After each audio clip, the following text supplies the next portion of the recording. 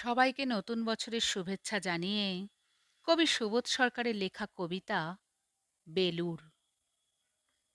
আমি একটা কোণায় দাঁড়িয়ে দেখছিলাম দুটি ছেলে গেরুয়া বসন পরে মন্দিরের সিঁড়ি মুছছিল। এত মন দিয়ে সিঁড়ি মুছতে আমি কাউকে দেখিনি। এত ভালোবাসা দিয়ে সিঁড়ি মুছতে আমি কোনো দিন কাউকে দেখিনি। এত মন দিয়ে সিঁড়ি মুছতে আমি কাউকে কোনো দিন দেখিনি।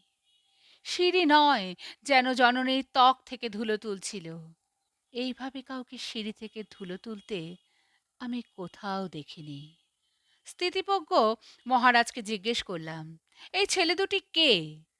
মহারাজ মৃদু হেসে বললেন, একজন নিউক্লিয়ার ফিজিসিস্ট, একজন আইইএমবির ৬ লাখ টাকার চাকরি ছেড়ে এখানে এসেছে। সিঁড়ি ধুতে এসেছে। যে সিঁড়ি দিয়ে মানুষ ওপরে ওঠে তা যেন পরিষ্কার হয়। মহারাজ চলে গেছেন। সন্ধ্যা নেমে আসছে গঙ্গায়। আমার ভেতরেও নামছে সন্ধ্যা।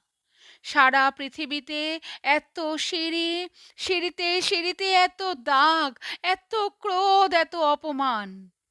আমি আমি কবে সিঁড়ি মুছতে পারবো? আরতি শুরুর আগে মনে হলো, যে সিঁড়ি মুছতে পারে না সে কোনো দিন মানুষের চোখের জল মুছতে পারবে না। যে সিঁড়ি মুছতে পারে না সে কোনো দিন মানুষের চোখের জল মুছতে পারবে না। নমস্কার।